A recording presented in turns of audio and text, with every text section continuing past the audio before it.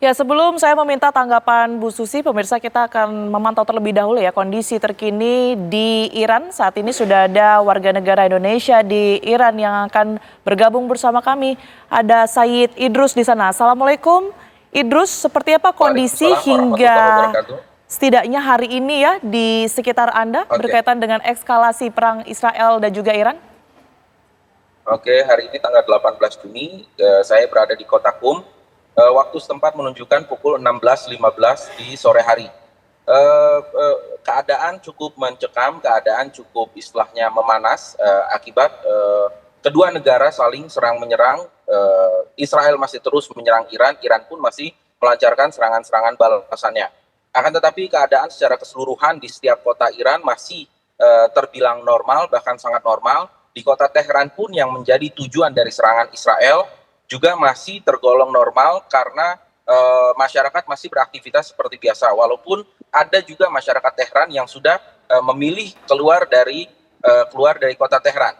Terkait tentang WNI yang ada di Indonesia, WNI yang ada di Iran, kedutaan telah mengumumkan untuk besok hari Kamis atau hari Jumat merupakan gelombang satu dari evakuasi yang akan dilakukan oleh pihak kedutaan. Setengah jam dari sekarang yaitu di pukul 3.30 waktu setempat, pemimpin tertinggi Republik Islam Iran Said Ali Khamenei sekali lagi tampil secara live di televisi dan menyampaikan ceramah di televisi. Ada 5 hal yang disampaikan oleh pemimpin tertinggi Revolusi Islam Iran Said Ali Khamenei. Yang pertama, Said Ali Khamenei menyampaikan sekali lagi ucapan duka atas para korban yang tewas karena rudal Israel. Yang kedua, Said Ali Khamenei menyampaikan ucapan terima kasih kepada masyarakat yang mensupport Republik Islam Iran, mensupport pemerintahan dan mensupport IRGC dalam melakukan serangan balasan terhadap Israel. Yang ketiga, rahbar atau pemimpin tertinggi Republik Islam Iran mengatakan dan menjanjikan bahwa pemerintah Islam Iran tidak akan pernah mundur dan akan membalas setiap agresi yang dijalankan oleh Netanyahu atau Israel. Yang keempat, rahbar mengatakan bahwa Netanyahu atau Israel telah melakukan kesalahan besar dan kesalahan yang dilakukan oleh Netanyahu akan dibayar secara mahal. Yang kelima, rahbar juga mention apa yang disampaikan oleh Donald Trump selaku Presiden Amerika yang mengancam akan menyerang Iran dan juga menyuruh Iran untuk damai. Hal ini dikatakan oleh rahbar bahwa apa yang dikatakan oleh Trump itu adalah hal yang salah. Kami tidak bisa diancam karena kami tidak takut untuk diancam dan kami tidak akan pernah menyerah. Ya, tentu itu yang kemudian ini kita highlight ya dari apa yang kemudian disampaikan oleh pimpinan di Iran. Terima kasih, kami harapkan Anda di sana semoga selalu aman lokasinya dan juga selamat ya, sehat selalu. Said Idrus melaporkan langsung dari Iran. Terima kasih, Assalamualaikum. Waalaikumsalam warahmatullahi wabarakatuh. Saya akan langsung ke Bu Susi ya. Bu Susi, kalau melihat terlebih dahulu tadi laporan dari warga negara Indonesia yang di sana, nampaknya Iran ini sangat berani begitu ya. Dan juga kita tahu bahwa sebenarnya yang diutamakan oleh Israel ini kan adalah pimpinan Ayatollah Ali Khamenei begitu ya. Ketika itu nanti sudah disasar, kemudian juga anggaplah tujuan untuk menggulingkan rezim ini dilakukan. Apakah selesai sampai di situ? Makanya dilarang untuk membidik Ayatollah. Oke. Karena itu adalah kekuatan spiritual yang tertinggi ya dari Iran ya. Kalau Amerika sampai berani masuk dan menghabisi atau Israel diokekan untuk membunuh, tentunya tidak akan berhenti di situ ya masalah-masalahnya.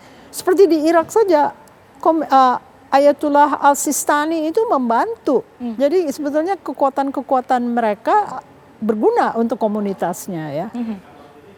Oke, Anda sendiri menanggapi tadi yang sudah disampaikan sebelum kita jeda ya, berkaitan dengan sebenarnya Iran ini tidak sendirian, banyak di orang-orang ataupun juga negara-negara di belakangnya yang kemudian ini mendukung begitu, sudah tidak lagi mempermasalahkan Syiah dan juga Sunni. Nah ini pandangan Anda? Tapi saya tidak melihat mereka mendorong negosiasi, oke? Pertama, mereka mempunyai penduduk kebanyakan Syiah.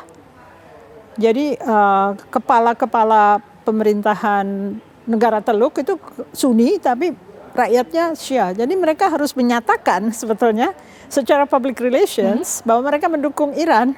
Padahal sebetulnya mereka terikat oleh Abrahamic Accord, mereka terikat pada pembelian senjata-senjata dari Amerika Serikat. Mereka nggak berani. Lalu mereka juga menempatkan tentara Amerika yang bisa menangkis rudal dari Iran ke Israel. Jadi kita melewati negara-negara tersebut ya. Oke. Kalau di intercept kan nggak bisa sampai ke Israel. Rudalnya kebanyakan jatuh karena di intercept oleh teknologi Amerika. Oke. Baik, saya ke Pak Hidayat. Tadi sudah ada laporan langsung begitu ya dari warga negara Indonesia yang berada di sana. Kalau dari DPR ataupun juga dari MPR ini sendiri desakannya kepada pemerintah ini seperti apa? Apakah sudah perlu untuk kemudian dilakukan evakuasi secepatnya?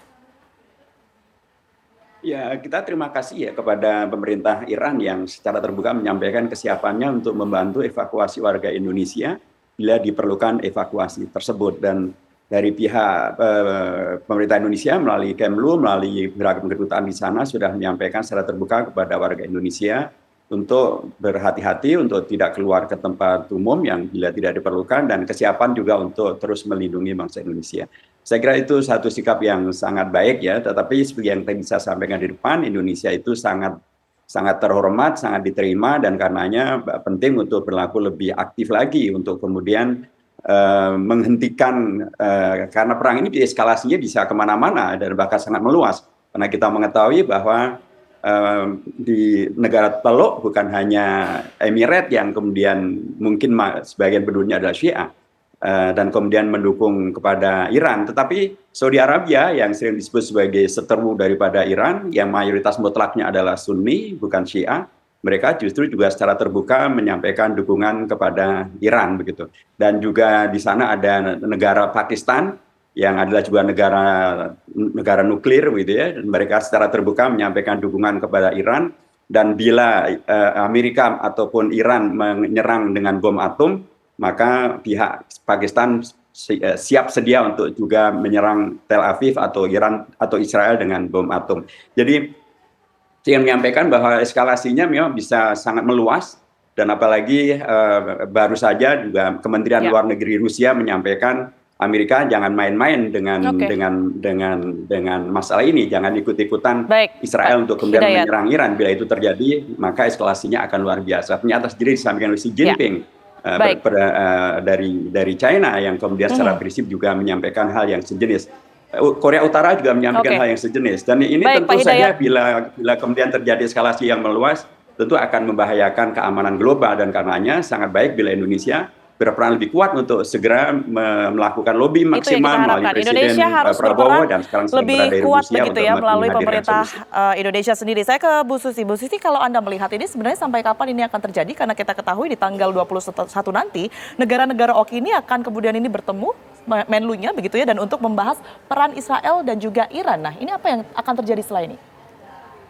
Ya, mudah-mudahan ada solusi, tapi saya tidak melihat langkah-langkah seperti pembunuhan bangsa Palestina itu kan nyata di depan mata ya. Tapi mereka tidak melakukan sesuatu yang realistik ya untuk bisa membantu warga Palestina. Itu aja yang sesama Sunni ya.